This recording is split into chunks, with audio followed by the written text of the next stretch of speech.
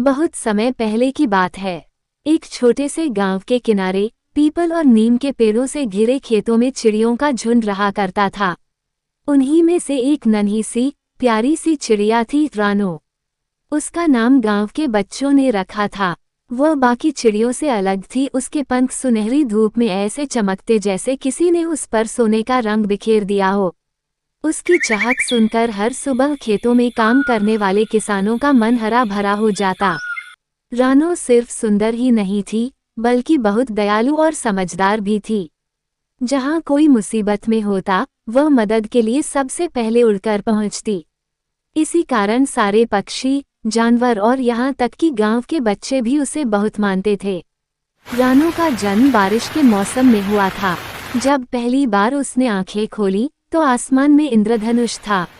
लेकिन उसका जीवन आसान नहीं था। एक दिन आंधी आई और उसका घोंसला गिर पड़ा। माँ बाप उसे बचाने की कोशिश में जान गंवा बैठे। उस नन्ही सी चिड़िया को अकेले ही जीना सीखना पड़ा। गांव के किनारे रहने वाली एक बूढ़ी औरत, जिसे सब दादी अम्मा कहते थे, रोज उसे दाने डाल देती। धीरे धीरे रानो अपने पंख मजबूत करने लगी और आसमान में ऊंची उड़ान भरने लगी। रानो की आदत थी कि सुबह सुबह वह गांव में चक्कर लगाती और बच्चों को जगाती। जब बच्चे स्कूल जाने में आलस करते तो वह उनकी खिड़की पर बैठकर इतनी जोर से चहकती कि बच्चे हंसते हंसते उठ जाते। गांव के बुजुर्ग कहते, ये कोई साधारण चिड़िया नहीं है, ये तो हमारे गांव की रक्षक है। किसानों का भी मानना था कि जब रानो खेतों पर मंडराती है, उस साल फसल जरूर अच्छी होती है। गांव में एक व्यापारी आया। उसने रानो को देखा और सोचा, अगर मैं इस सुनहरी पंखों वाली चिड़िया को पकड़कर बेच दूं तो बहुत धन कमा लूंगा। उसने जाल बिछाया, लेकिन रानो बहुत चालाक थी। उसने जाल को दूर से ही देख लिया और पूरे झुंड को सतर्क कर दिया।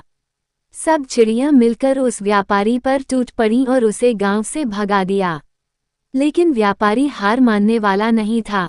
उसने सोचा, इस चिड़िया की वजह से मुझे बार बार अपमान झेलना पड़ रहा है।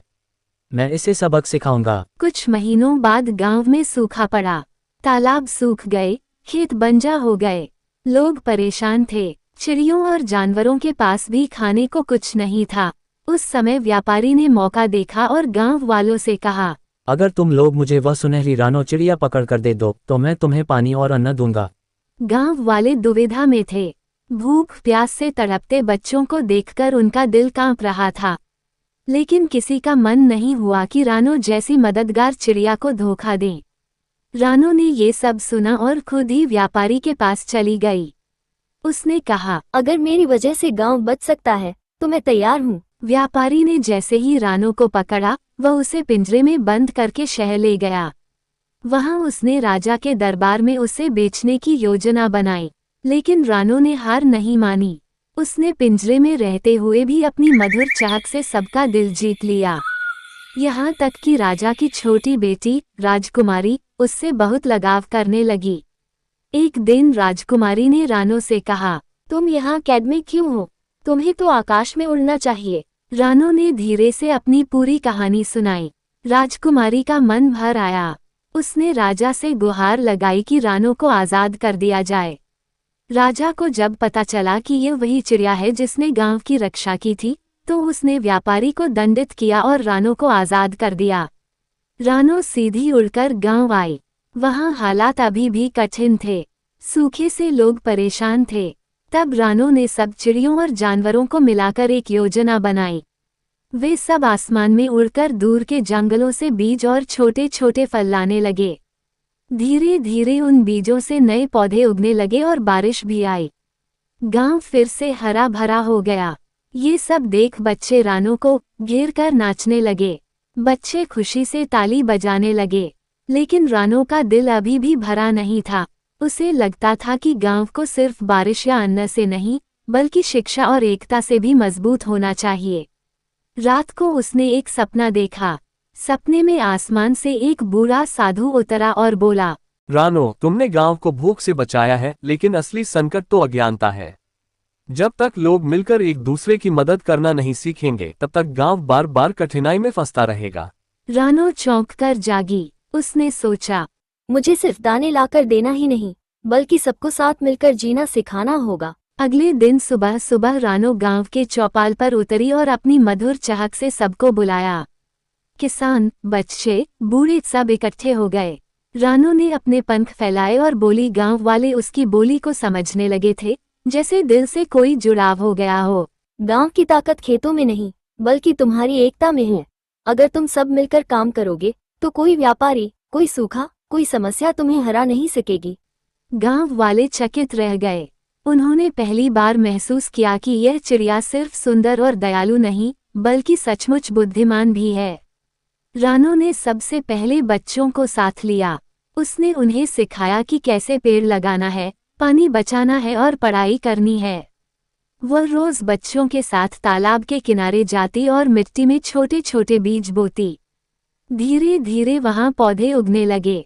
गांव के लोग देखकर चकित थे। जो काम बड़े लोग सालों से नहीं कर पाए, वह बच्चों और रानो की टोली ने कर दिखाया। अगले कुछ महीनों में गांव पूरी तरह बदल गया। तालाब भर गए, खेत लहलहा उठे और हर आंगन में पेड़ पौधे खिल उठे। बच्चे पढ़ाई में आगे बढ़ने लगे। लोग कहते, ये सब रानो चिड़िया की वजह से हुआ है। उसने हमें जीना सिखाया है। अब गांव का हर उत्सव रानो के नाम पर होता। होली हो या दीपावली, सबसे पहले बच्चे रानो के घोंसले के पास फूल और दाने चढ़ाते। रानो अब बूढ़ी हो चुकी थी, लेकिन उसकी चमकदार सुनहरी पंखों की रौनक वैसी ही थी। एक दिन उसने आकाश की ओर उड़ते हुए कहा, अब तुम सब मुझ पर निर्भर मत रहो। अपने गांव को तुम ही संभालो। मैंने तुम्हें रास्ता दिखा दिया है। उस दिन के बाद रानो कम दिखाई दी, लेकिन गांव वाले मानते हैं कि जब भी कोई संकट आता है तो आसमान से सुनहरी चमक उतरती है और रानो का मधुर स्वर सुनाई देता है। रानो चिड़िया की कहानी गांव के बच्चों को बार बार सुनाई जाने लगी। सबने सीखा कि साहस और त्याग से बड़ी मुसीबत पर विजय पाई जा सकती है। लालच और स्वार्थ अंत में हारते ही हैं। एक छोटा सा जीव भी पूरे गांव की तकदीर बदल सकता है।